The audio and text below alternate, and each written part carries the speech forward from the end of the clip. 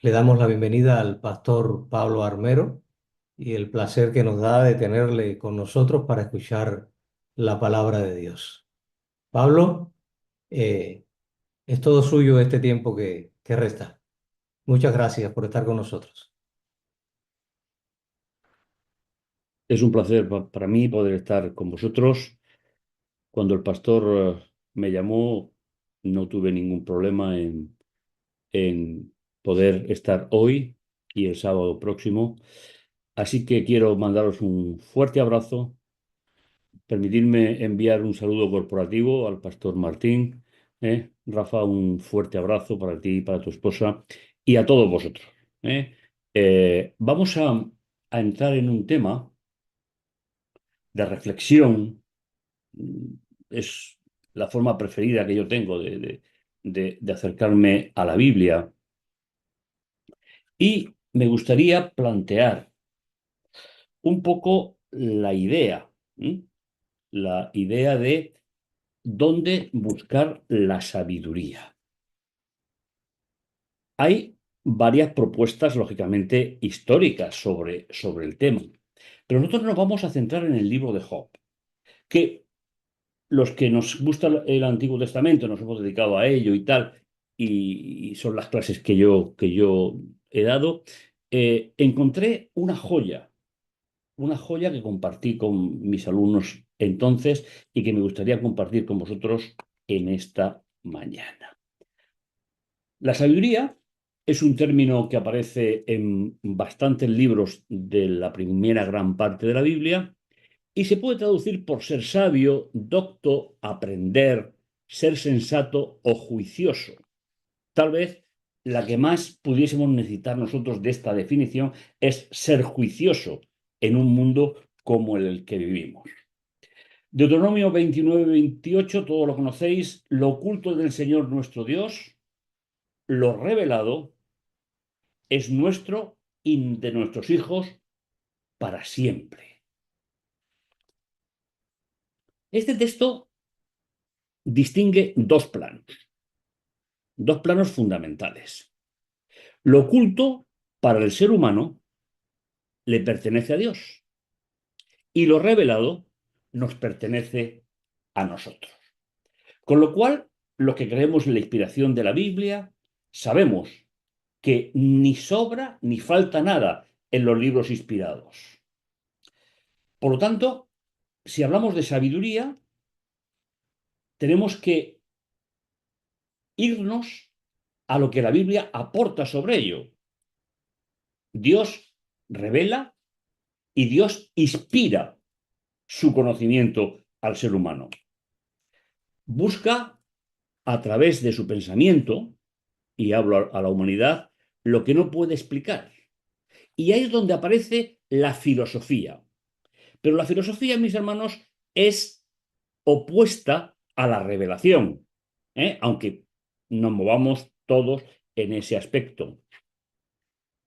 El diccionario de la Real Academia dice: la sabiduría es el conjunto de saberes que busca establecer de forma racional los principios generales. Y aquí es donde nos diferenciamos del concepto no religioso, no bíblico de filosofía. Nosotros no buscamos de forma racional encontrar los porqués o los paraqués de la vida, sino que vamos a la inspiración. Y ahí es donde podemos desarrollar, si me permitís, el tema de este día. La creencia de los pueblos paganos y falsas religiones fue y es, desde la propuesta de la serpiente en el jardín del Edén, Adán y Eva: Dios premia al justo y castiga al impío. O a los cumplidores de la ley divina les están reservadas todas las clases de bienes temporales, larga vida y prosperidad material. Mientras que a los pecadores les espera la muerte en plena juventud, la pérdida de sus bienes y la estabilidad. Ese ha sido el gran problema a lo largo de la historia. Cuando la serpiente estaba en el Edén hablando con Adán y Eva, les dejó claro, o quiso dejarles claro, que no existía la revelación divina, sino que Dios los estaba manipulando, los estaba dirigiendo de forma incorrecta. La Biblia se va a encargar de ayudarnos a comprender que eso nunca fue así de parte de Dios y que no lo será por la eternidad. Hay un término que se maneja muchísimo en la actualidad y es el que intenta justificar o explicar la justicia de Dios, que es todo sustentador, todopoderoso como se traduce actualmente, a pesar de la existencia del mal y el sufrimiento en el mundo. Es un tema que, como os digo, en teología está muy de moda porque con la expansión de los medios de comunicación, el mal lo tenemos cada día en imágenes, en lecturas, en Internet. Técnicamente, la teodicea, es decir, buscar el lugar que ocupa Dios dentro de una catástrofe en el mundo, se desarrolla a través de intentar explicar la naturaleza del mal. En segundo lugar, la libertad humana o el libre albedrío. Y esta corriente filosófica, teológica, intenta cuadrar cómo el mal existe, la libertad o libre albedrío del ser humano que justifica nuestra moral y si hay un propósito del sufrimiento. Y se intenta explorar las razones por las cuales un Dios benevolente, todopoderoso, podría permitir el sufrimiento y el mal en el mundo. Y no decirme que no es algo que nos preocupa todos los días, porque finalmente sufrir no nos gusta, simplemente porque no fuimos diseñados para ello. Y la cuarto y último punto es la relación de Dios con el mal. ¿Cómo se relaciona? Cuando tengamos, a través de la revelación bíblica, respuesta a estos cuatro sujetos, estaremos entendiendo el problema de Dios y el desarrollo del mal. La revelación divina sobre el origen de la sabiduría. El libro de Job, creo que esto es conocido ampliamente, fue el primer libro que se escribió de la Biblia. Otra cosa es donde lo han organizado los que después juntaron los libros. 1445 a.C., más o menos, fue cuando se escribió este libro. En él se encontraba Moisés, se encontraba en casa de su nueva familia, en Madián, donde conoció a su esposa cuando huía de la justicia egipcia. A través de este libro, Moisés va a ser formado por Dios, es decir, sería el primer eslabón de la teodicea para el creyente, para que entendiera el sufrimiento humano. Fijaos, antes de escribir el Génesis, antes de escribir Génesis 3, ya recibió esta revelación, esta inspiración sobre el origen y el desarrollo del mal. Mientras que el pueblo de Dios todavía seguía en Egipto, no había salido todavía. El tema principal de esta revelación es tener una idea clara sobre el origen y desarrollo de la enfermedad, del pecado, del dolor en nuestro planeta. Hay un pequeño matiz que tal vez a los curiosos os llame la atención, y es que el libro de Job es el único libro ambientado en el mundo árabe y no hebreo de toda la Biblia. Eso le va a permitir dar algunos detalles que son interesantes para nosotros. Un jeque árabe con una fortuna y una gran familia y comienza directamente el libro haciendo una síntesis de cuál es la situación de Job. Y a partir de ahí va a expresar lo que Dios quiere que conozcamos sobre el origen del mal. Es verdad que no se dan todas las respuestas a la relación de Dios con el mal o el libre albedrío humano, pero nos va a permitir abrir la Biblia desde el origen con una base más o menos estable. Job, capítulo 1, del 6 al 8. Deciros por curiosidad que el capítulo 1 y el capítulo 2 de Job están escritos en prosa, el último capítulo también, pero el resto es todo poesía. Y esos géneros literarios nos ayudan a entender con mayor dimensión lo que el libro nos quiere revelar. Un día fueron los ángeles y se presentaron ante el Señor y con ellos llegó, prefiero traducir el término Satán, ¿de acuerdo? El acusador, que es lo que significa en hebreo. Es decir, el que acusa. Esa es la primera mención que se hace en la Biblia de todos los nombres que va a recibir el enemigo de Dios, el que acusa. Y el Señor le preguntó, ¿de dónde vienes? No es que no lo supiera, porque lo sabía, pero en esta primera conversación escrita en un lenguaje, como digo, no poético, quien tiene que dar respuestas no es Dios. Quien tiene que dar respuestas es el que le acusa. Él respondió de dar la vuelta por la tierra. Y el Señor, Yahvé, le dice, ¿te has fijado en mi embajador Job? La Biblia suele introducir por siervo, pero el término siervo en aquella época tenía varios significados. Uno de ellos es embajador, es decir, el que representa a alguien. ¿Y veis cómo se plantea el conflicto? Dios, el acusador, y en medio un ser humano. En la tierra no hay otro como él. Es un hombre justo, honrado, religioso y apartado del mal. ¿Quién está hablando aquí? Dios. Y le respondió el acusador, ¿y crees tú que su religión es desinteresada? Es decir, la religión se entiende en el libro de Job como el restablecimiento de las relaciones con un Dios todopoderoso. Entonces, la idea que plantea el texto es, ¿crees que su forma de relacionarse contigo es desinteresada?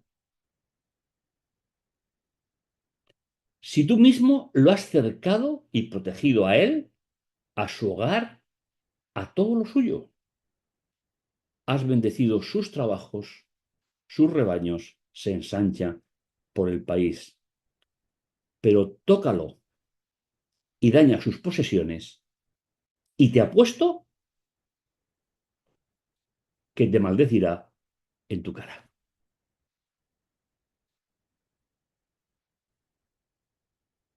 Actualizando todo este lenguaje, personalmente me suena las preguntas que insistentemente recibimos sobre las personas que no conocen a Dios y no saben explicar el mal. Aunque, como acabo de decir, el mal tiene muy poca explicación para el ser humano, pero es una realidad que vivimos y que no podemos evitar. Y el Señor deja que Satanás le acuse a través de Job. Esa es una de las grandes dimensiones de ese Dios maravilloso y todopoderoso que es el centro de nuestra vida. Haz lo que quieras con sus cosas, pero a Él no lo toques. Es decir, Dios se reveló en este conflicto, eso no quiere decir que siempre sea así en la historia, se reveló un final determinado y el acusador se marchó. La idea fundamental del libro la resumimos: Satanás ataca a Dios a través de Job y encontraremos el origen del mal y del sufrimiento. Dice el texto un día que sus hijos e hijas, sé que conocéis la historia, por eso no la vamos a leer entera. Un día que sus hijos e hijas comían y bebían, es decir, estaban en familia, no es ninguna escena fuera del contacto de una familia, en casa del hermano mayor, y ahí comienza la aplicación del mal, del sufrimiento, del dolor, por el único causante que existe. Es verdad que en la tierra hay personas que se ponen a su disposición y pagamos las consecuencias, pero nosotros sabemos que son consecuencias temporales, porque la experiencia de Job puede representar tu propia vida o la mía. Enfermedad, desajustes sociales, paro, pero nosotros sabemos que no son definitivas. Y eso lo va a mostrar en el libro La restauración final de Job, que finalmente es una forma de explicar que la solución de Dios será eterna frente al pecado. Dice, cuando no había acabado de hablar, cuando llegó otro y dijo, ha caído un rayo del cielo. Es decir, ahora le están explicando a Job qué ha pasado con sus hijos. No había acabado de hablar cuando otro llegó. Estaban tus hijos y tus hijas comiendo y bebiendo en casa del hermano mayor, cuando un huracán cruzó el desierto, ¿eh? Y embistió por los cuatro costados la casa, derribó y los mató. Y solo yo pude escapar. Y Job comienza con una de las grandes declaraciones del libro. No es que Job no se quejara ante el dolor, pero nunca lo utilizó, y así aparece en todo el libro, nunca utilizó para romper su relación con Dios. Y creo que no conozco vuestra vida, no conozco, pero los que estamos sufriendo enfermedades, tratamientos médicos, etcétera, etcétera, a veces hay una indefensión personal. Pero la diferencia que puede haber entre Job y mi vida, ya que no me atrevo a meter la tuya, es que Job nunca permitió que, sin saber de dónde le venía directamente el problema, puso en duda la soberanía de Dios en su vida. Y tal vez pueda comentarte, si me lo permites, que finalmente ese es el sentido de este libro. El acusador sigue, y tenemos todos los libros proféticos que nos lo dicen, el acusador sigue yendo contra Dios a través del ser humano. Es lo único que le queda. Y la declaración de Job es: desnudo salí del vientre de mi madre y desnudo volveré a él. El Señor me dio, el Señor lo quitó, bendito sea el nombre de Jehová. Y dice, y a pesar de todo, que es el verdadero sentido de situar a Dios en el mal que nos rodea. Job no protestó contra Dios. Me parece interesante esta reflexión. A Moisés le faltaba aprender mucho todavía, porque nació en Egipto, llevaban 400 años. Si había alguna noción del Dios de Abraham, de Isaac y de Jacob, era prácticamente mítica. Pero él recibe esta historia como el punto de partida para prepararse él para ponerse al frente del pueblo. Y su ministerio fue muy largo, precisamente por su fidelidad. Otros personajes del libro, es decir, personificación de la religión falsa. Ese va a ser el papel que van a jugar los otros personajes ya en la parte en poesía de dentro del conflicto. Una de ellas fue su esposa. ¿Todavía persistes en tu honradez? Y sabéis, me gustaría compartir con vosotros una idea preciosa que aparece en toda la primera gran parte de la Biblia. Todo lo que se traduce por bendecir o maldecir, esa es una interpretación. Pero, ¿qué significa realmente, mis hermanos, cuando tú dices yo bendigo a Dios o decimos Dios nos bendice? Fijaos, deja que sea irrelevante, es decir, la maldición es que Dios no es relevante en tu vida. Y la bendición, como Dios le dio a Abraham, a Isaac o a Jacob, es que Dios se hizo trascendente en su vida, se hizo relevante. Porque finalmente, mis hermanos, la religión no son conceptos. La religión es una relación de estabilidad con ese Dios maravilloso en el que creemos. Ese Dios que nos va a hacer comprender a través de la sabiduría en qué consiste vivir en este mundo. Y aunque Job no lo va a tratar, por el resto de la Biblia sabemos lo que nos espera después de esto. Por eso, la esposa, que simboliza junto a los amigos la religión falsa, es decir, la religión que se mueve por recompensa, ¿todavía persistes en tu honradez?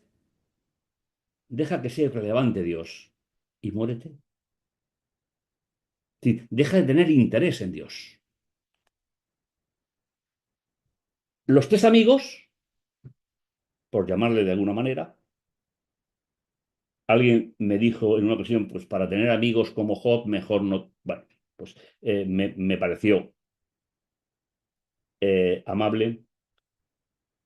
Tenemos sus nombres, sabemos quiénes son e incluso cómo se integran para intentar acompañar a Job.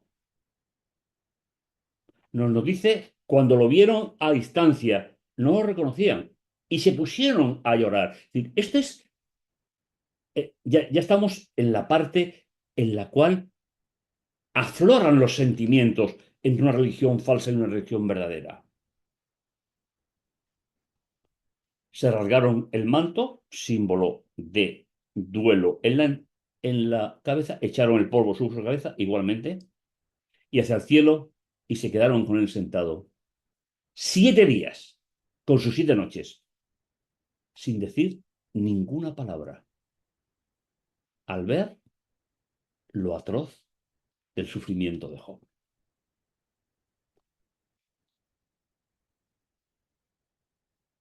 La revelación divina, mis hermanos, sobre el origen de la sabiduría. Lo que pretende el libro es que a través del concepto de sabiduría revelada y no filosofía imaginada, podamos entender y vivir una experiencia de vida donde Dios siga siendo relevante y donde nosotros podamos bendecir, sea relevante en nuestra vida.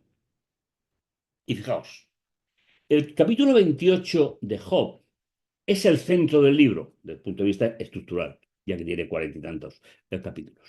Pero nos va a hacer un recorrido, mis hermanos, por el planeta que es una opinión personal.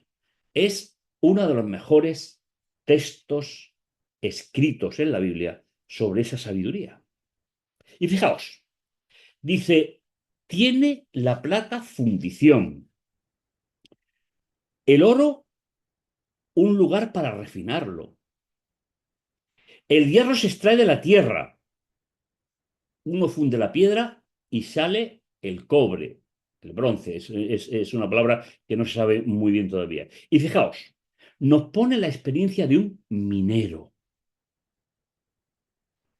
Qué curioso. No se ha descubierto cómo funcionaban las minas entonces, pero el relato para explicarnos el concepto de sabiduría está basada en la acción del minero. El hombre, el que se introduce en el interior de la tierra, pone fronteras a las tinieblas. Es decir, cuando van excavando con sus luces, con sus lámparas, supongo, de aceite en aquella época, pues le van dando luz al interior de la tierra. Por eso os decía, y perdonad que insista, que me parece una obra magistral para entender lo que necesitamos saber sobre la Teodicea o parte de ella. Explora los últimos rincones, la roca oscura y tenebrosa, donde no hay luz. Perfora galerías inaccesibles, olvidadas del caminante. El que está arriba no conoce lo que hay en el subsuelo. Oscila suspendido, lejos de los seres humanos. La tierra que da pan se transforma en fuego subterráneo. Sus piedras son yacimientos de zafiro. Sus terrones son pepitas de oro. Su sendero no lo conoce el buitre. No lo divisa el ojo del halcón. No encuentran sus huellas las fieras arrogantes y lo pisan los leones. Hermanos, me sigue impresionando con los años que hace que se escribió este libro. Hay cosas que no se han descubierto todavía arqueológicamente para poder explicarnos todo el contexto. Y a lo mejor nunca se encuentran. Pero qué descripción más importante de ese prototipo de ser humano que es el minero en esta poesía, donde nos va abriendo el camino de lo que va encontrando dentro de la mina. El hombre, ser humano, echa mano de la piedra, descuaja la montaña de raíz. En la roca irían sus galerías, y va hiriendo la roca.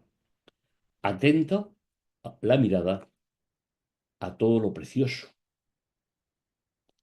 Ataja lo profundo de los ríos y saca lo oculto a la luz.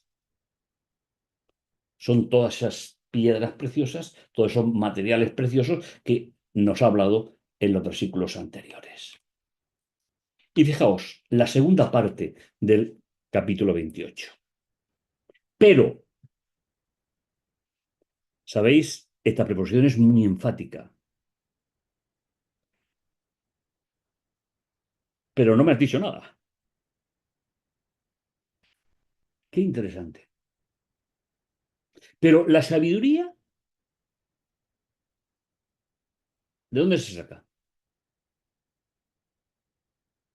Es decir, se pueden sacar del interior de la tierra materiales preciosos, pero ni los seres humanos, ni los animales, ni los aves que corren en el cielo tienen acceso a ello. El ser humano, versículo 13, no conoce su precio, ni de la sabiduría, ni del entendimiento. Sabiduría bíblica, no filosófica. Y dice el océano, no está en mí. Y el mar responde, no está conmigo.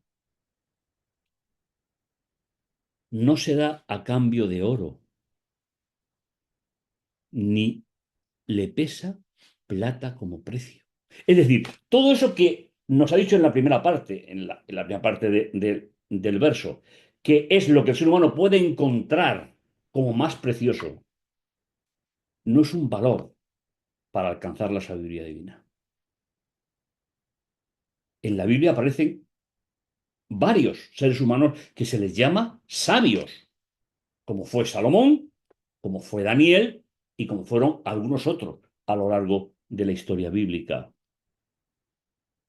¿Qué diferencia hay, mis hermanos, entre un sabio que se forma bajo la protección de Dios y un sabio que se forma bajo la filosofía o conceptos humanos?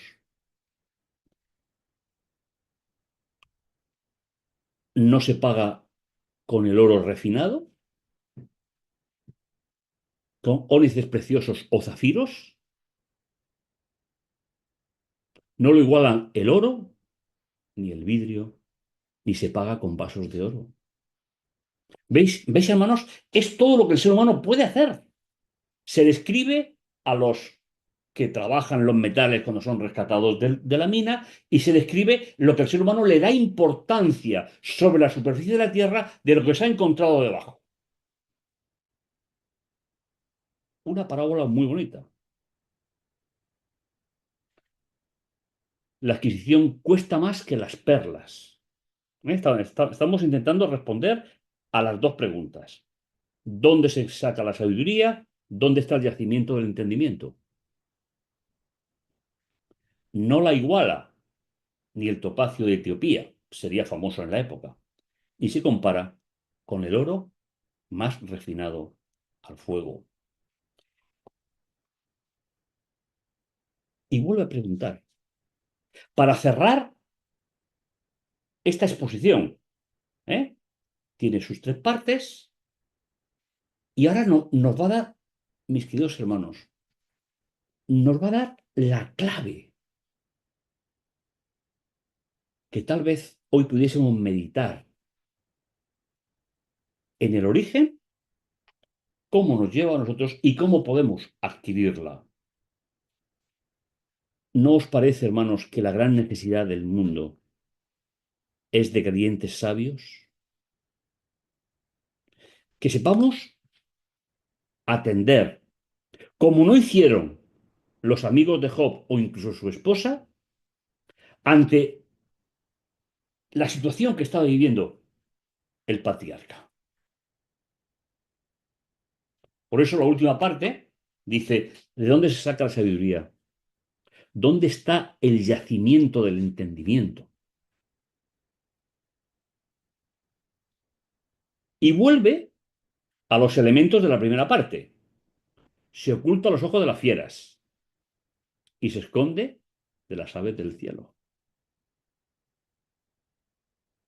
Muerte y abismo confiesan. De oídas, dice el versículo 22, conocemos su fama. Se habla de la sabiduría y en el mundo religioso se habla de la sabiduría divina. Pero sabéis, dice el versículo 22, solo Dios conoce su camino. Y aquí me gustaría hacer una pequeña reflexión, cortita pero importante. La palabra camino, mis hermanos, en todo el Antiguo Testamento, no solamente significa un trozo de terreno a recorrer entre dos puntos, que sería nuestra concepción, sino que habla de algo muy, muy importante. La palabra camino simboliza el estilo de vida. ¿Os acordáis, por ejemplo, paréntesis, que a los seguidores de Jesús se les llamaba los del camino? Es una expresión puramente semita, hebrea. Es decir, los que siguen a un maestro y andan con él los trayectos de la vida. Por eso, fijaos, solo Dios conoce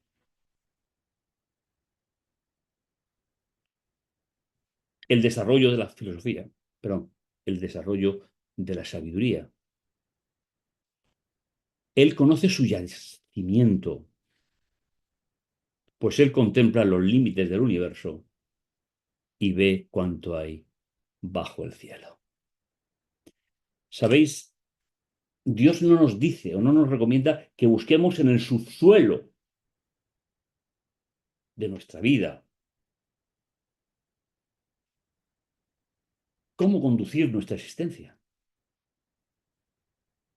Porque Dios contempla no solo lo que hay en la tierra, sino que contempla la obra que Él hizo de un universo que tal vez penséis como yo, tal vez, que no sabemos ni lo grande que es, ni sabemos la obra magnífica que Dios hizo en todo ese universo del cual la Tierra, que aquí se le llama y ve cuanto hay debajo del sol. Dios como creador, sustentador y como el instructor en sabiduría. Esto es religión. Religar, es decir, volver a conectarme con Dios cada día de mi existencia. Hermanos, esto no es teoría. Esto es camino, esto es vida. Dios no, Dios prefiere un corazón entregado, una mente entregada, porque el resto será por añadidura. Y como decíamos al principio, Job nunca emitió una queja sobre la soberanía de Dios. Y creo que es importante que nos demos cuenta que la Biblia comienza con esta relación tan especial entre Dios y el sufrimiento humano. Y nos explica también cómo lo entienden las personas que no conocen a ese Dios.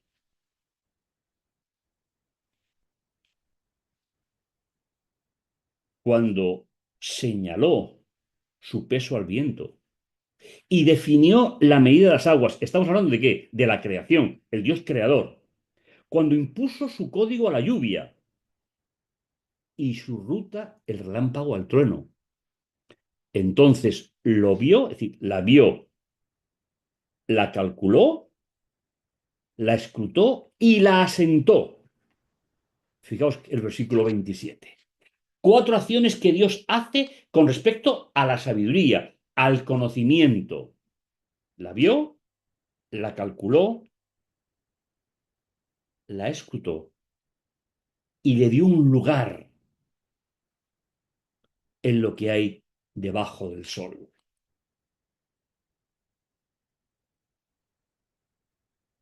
Y el último versículo del libro. Todo el libro, mis hermanos, se escribe para el capítulo 28. Y finalmente, ante la pregunta que ha aparecido dos veces, ¿de dónde se saca la sabiduría y dónde está el yacimiento del entendimiento? Y dijo al hombre, respetar o admirar a mi Señor es sabiduría.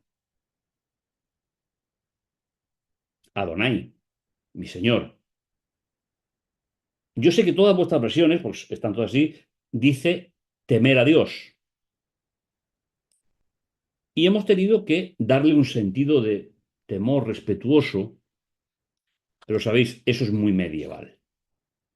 Cuando la Biblia estaba metida en la oscuridad y cuando los religiosos estaban apartados completamente de la vida social. El término original significa respetar o admirar. Y Moisés lo volverá a utilizar después cuando cuenta la historia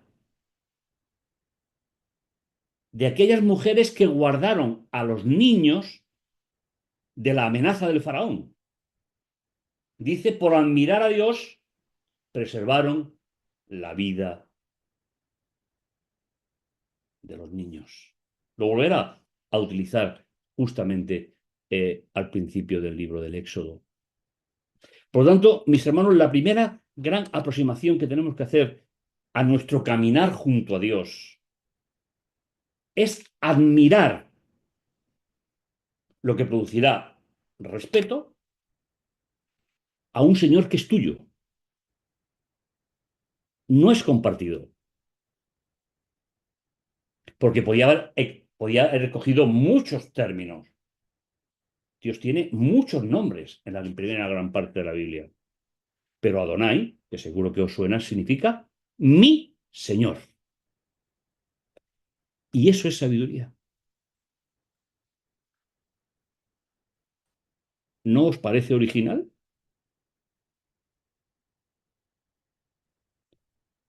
¿Qué es sabiduría? Respetar a un o admirar a un Dios personal, porque es tuyo, porque es mío. Y lo es por adhesión.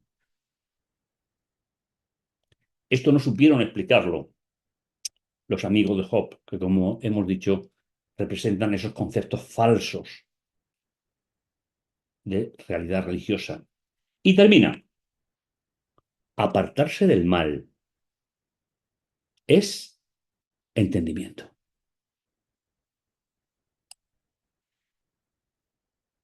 Me sigue impresionando. Porque el concepto del capítulo 28 de Job es precisamente entrar en la revelación divina y no intentar explicar, mis hermanos, los fenómenos que nos sobrepasan a través de la mente humana.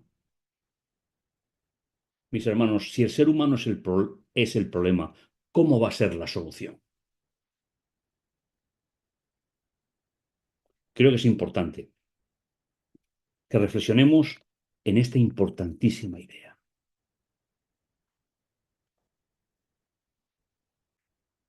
El libro concluye, y lo utilizo a modo de conclusión.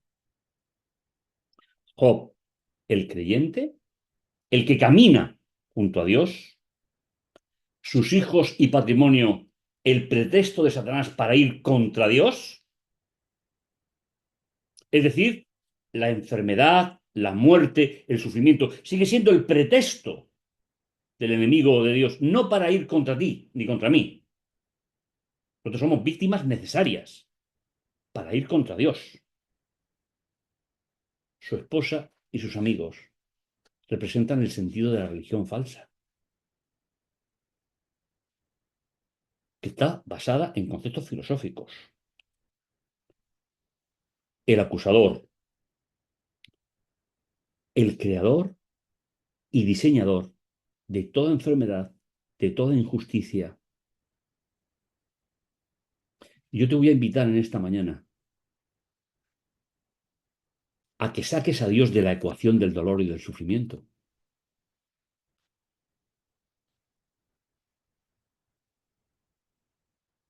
El dolor y el sufrimiento en la tierra tuvo dos colaboradores esenciales de la, del dolor, del sufrimiento. Y es el acusador y el libre albedrío del ser humano. Cuando estés triste o suframos dolor o injusticias, mira hacia Dios. Apóyate en Él y espera confiado.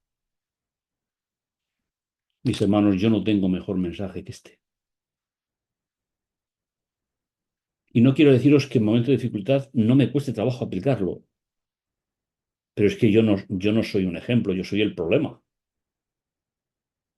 Y necesito, igual que todos, admirar a Dios y apartarme del mal para que el acusador no me utilice contra mi Dios.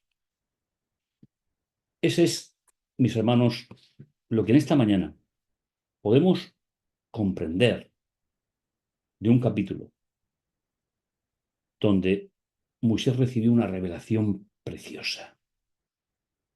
A Dios no se llega por el pensamiento, a Dios se llega por la admiración. ¿Y qué valor tiene Dios en tu vida y en la mía? Ese es mi deseo para todos vosotros, para mí mismo, en esta mañana. Recuerda, la sabiduría es admirar a Dios y apartarse del mal. Es la prudencia. Que el Señor lo bendiga y que el Señor los guarde. Amén.